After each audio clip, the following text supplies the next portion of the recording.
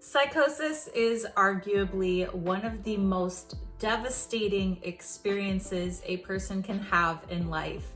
And I'm not just saying that as a person who's had recurring psychotic episodes.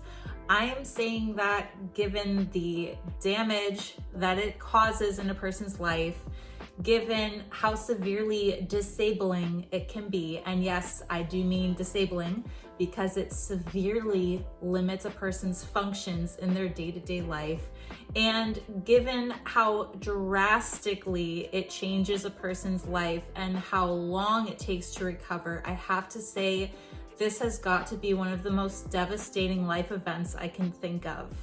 While in psychosis, a person's life is completely overhauled 100%, and they are no longer in control of their life. They have absolutely no say in anything anymore. They are no longer in the driver's seat, okay? Because psychosis dictates every single aspect of a person's life.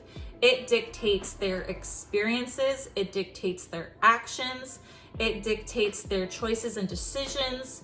When I would be in psychosis, I could not do a single thing through psychosis. There would never be a moment for months, over a year, where I wasn't dealing with that. So all of my interactions with people were tainted by psychosis. They were all dictated by psychosis. I absolutely had no say in my life. I think we can all agree that anything that overhauls and controls your life to that severe of a degree is debilitating. But here's the thing, it's not just the event, the episode that's debilitating. There's more. That's the beginning of the journey. And while it may seem that that's the worst part, there's actually a part pretty much just as bad, if not worse, and that is the recovery. So hallucinations and delusions control your life? Well, in the recovery phase of psychosis, the depression and regaining cognitive abilities and literally healing from brain damage, because psychosis causes neurotoxicity in the brain, controls your life just as much, because you've gone from having your mind controlled and overtaken to having your brain basically depleted and given up the fight and being so damaged you need to relearn how to do basic things. From my experience, this was the hardest phase to get through in psychosis, and after each episode, it would generally take as long as the episode or longer to recover. So my longest episode was over a year, and I definitely wasn't okay throughout that next year. And while I was able to function enough that people didn't know what I'd gone through and they couldn't tell anything was wrong with me, I was struggling with memory and vocabulary, and I lost my reading comprehension skills, and it was very difficult to work back up to being able to read again. I struggled to read a page. I couldn't understand what I was reading. It was really difficult to read. I would have to reread sentences over and over and over again. And from there, I would try to work on a paragraph, but I couldn't do more than 1 or 2 paragraphs. And it was a constant effort to regain those abilities, because cognitive abilities like reading comprehension, logic and reasoning, things like short-term memory, working memory, all went to shit. At the beginning, it was a lot like catatonia, and I'm not sure how much of it was actually catatonia or if it was just me really going through it, because I wouldn't speak. I couldn't speak. Alogia is one of the negative symptoms of psychosis, and this is a loss of speech ability or communication ability. And in my case, I couldn't really speak unless I was asked a yes or no question. So I had a friend who was really great about helping me through this. She would ask me if I wanted to go out to eat, and I would either say yes or no. Then she'd ask, where do you want to eat? And that was it. I had nothing to say because I couldn't say more than yes or no. That was the only capacity I had for speech. And it took a few months before I could get back into speaking properly.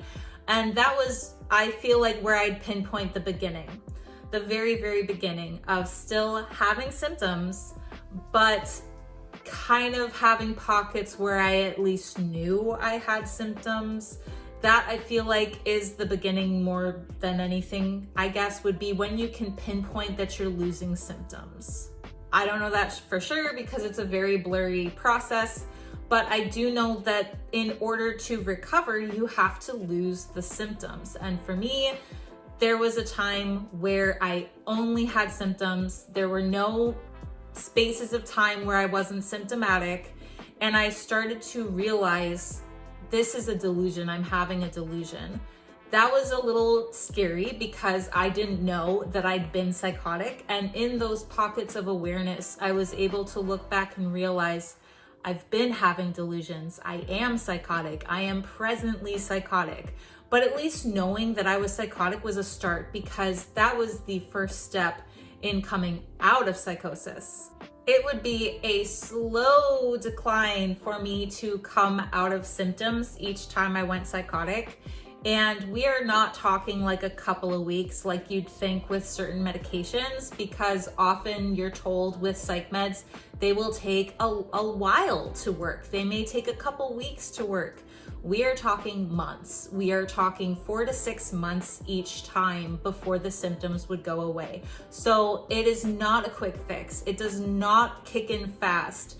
And I feel that the reason it takes several months is because your brain is so backwards that it has to work away at how damaged it has become, and that takes time.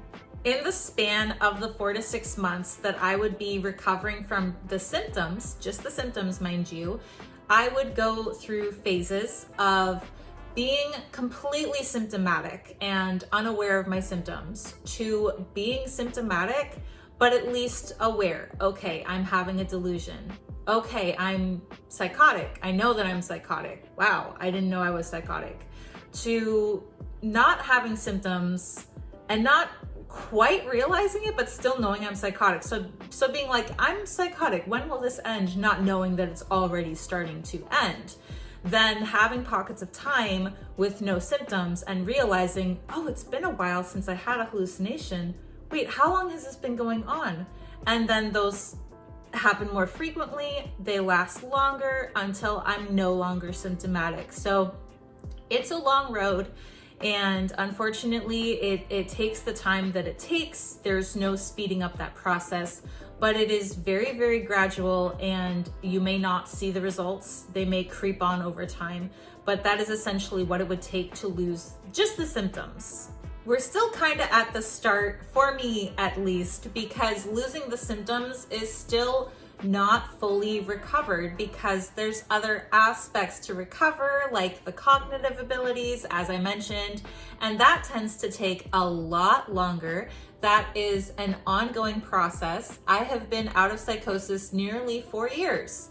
And each time I've gone psychotic, I've had to catch up on the progress that I made the last time I recovered. So I kind of just keep undoing all that progress each time. And as a result, I'm now recovering the cognitive abilities that I lost like 5 episodes ago that I keep chipping away at and then backsliding and then chipping away and backsliding and yada, yada, yada, yada. The good thing about the work that I do as a psychosis advocate is that the very nature of my work actually helps me to restore my cognitive abilities. When I started out, I was making videos on TikTok. This was a little over a year ago, and I can tell looking back at those videos that I was not where I am today, and I've improved a great deal, like enormously, as a result of studying and memorization, because the bulk of my videos in the beginning required a lot of studying and writing scripts and memorizing those scripts. This is still very challenging for me. I used to act when I was younger and memorizing was no big deal. Now it takes me about 10 minutes to memorize 3 sentences, and that is so much better than not being able to memorize anything at all. So I know I'm getting there, and thank God I have the work I do as psychotic in Seattle to help me continue to recover the abilities I lost. I'm not gonna lie, this has taken a toll on my intelligence. Thankfully, I was fairly intelligent to begin with, and I do believe I still am, but this is something that has impacted very many areas of my life that used to come with ease. So while I can still do things I could do before, they take effort. Reading takes effort. Math takes more effort. It always took a little bit of effort, but now it's a lot harder. I can't read clocks. There's that. So it did have an impact on my intelligence that I'm not sure will last forever, but seems to be pretty long lasting after 4 years. But the most significant, challenging, horrifying thing to get through was the trauma. Psychosis is inherently traumatic.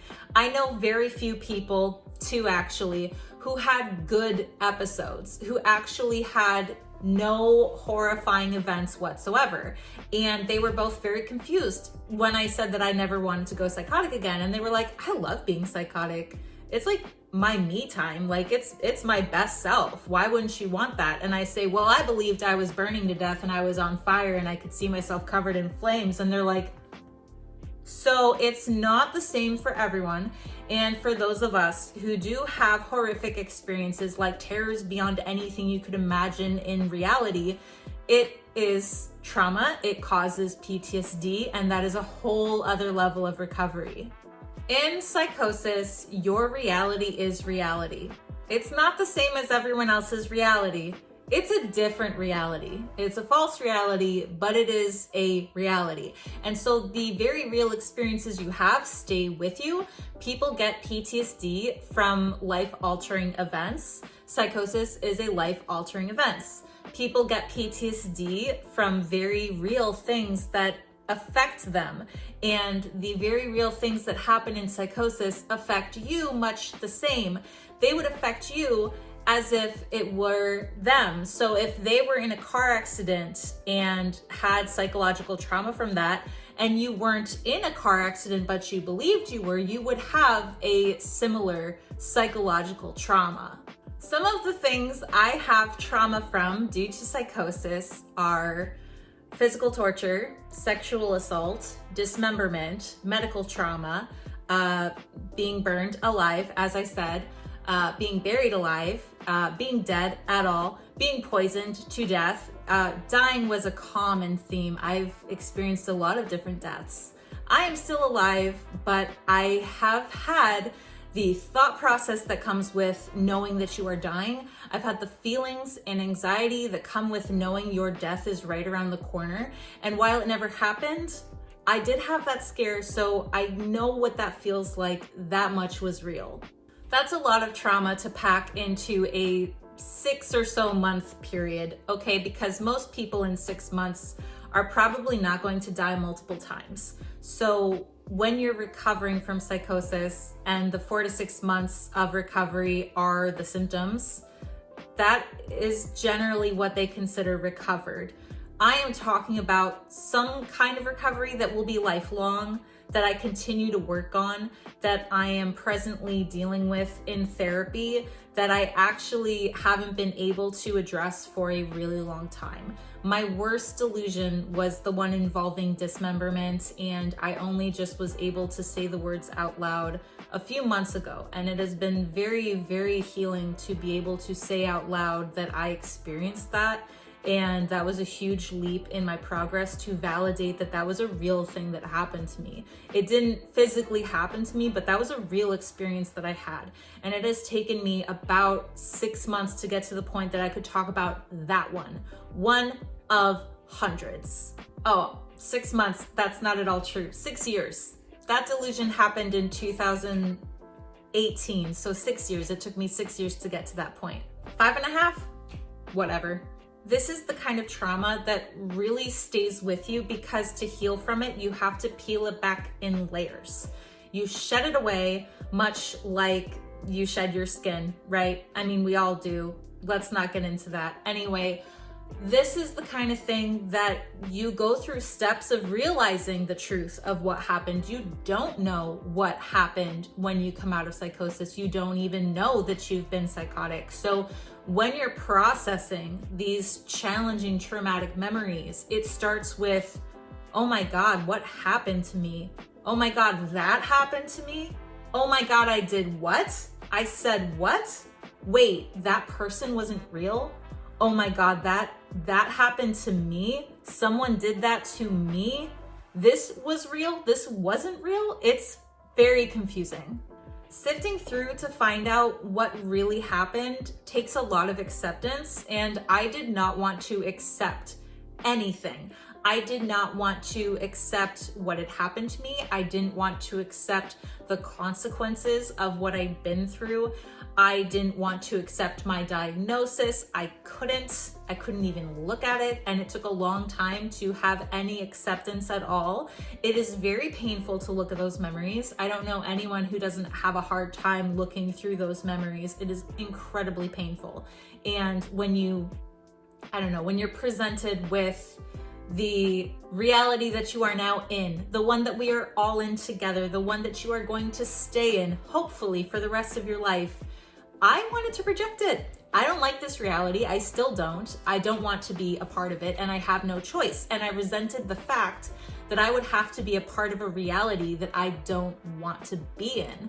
And there were even times I missed psychosis because it's kind of freeing to lose your mind, in the sense that you don't have responsibility. You don't have to be a part of this hellscape of society. I don't want to sound like I'm political in any way, but let's admit it, it's pretty hard to live in this reality. It's a sort of forced situation. You don't get a choice in which reality you're in.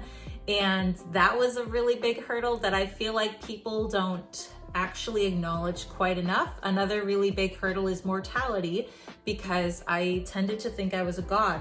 I would think I was immortal. And the concept of mortality was something I had to grapple with all over again. So this concept that children tend to address around the age of like 9 and 10, I'd say. I'm not an expert in childhood development, but that is what I've heard tends to be the age people start to be aware of their mortality.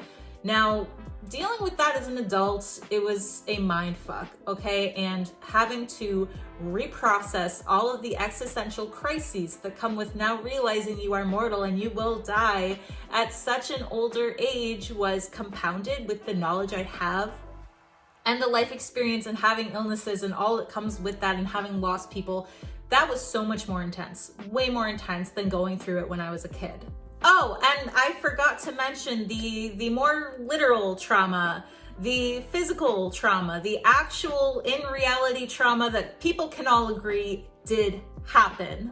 This is not true of everyone. Not everyone goes through what I went through, but it is true that in psychosis, you are in a very vulnerable position and you cannot care for yourself. You often, if not always, need people on the outside looking after you. And if you don't have people in your court looking after you, you are susceptible to falling victim to crime, violence, any kind of harm.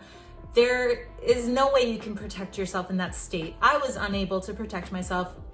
I have talked about it a few times. I was the victim of an illegitimate marriage, and yes, I say victim because that man was a straight up predator who chose me and tried to keep me in psychosis so that he could manipulate me. This man was sick, and I was the wife of a very violent predator. It was a domestic violent marriage. There was a lot of effed up crap that happened in that marriage that I am recovering from alongside the trauma of psychosis. And because these events happened at the same time, these abuse tactics that he played on me and my delusions tend to be heavily intertwined, so that any minds, eye, thinking, whatever you'd want to call it, I'm sorry, I can't even think about him still. I can't even say his name. Any memory I have of him tends to tie into psychotic symptoms. So I really only knew this man in a psychotic state. I left him as soon as I was recovered enough to get an annulment.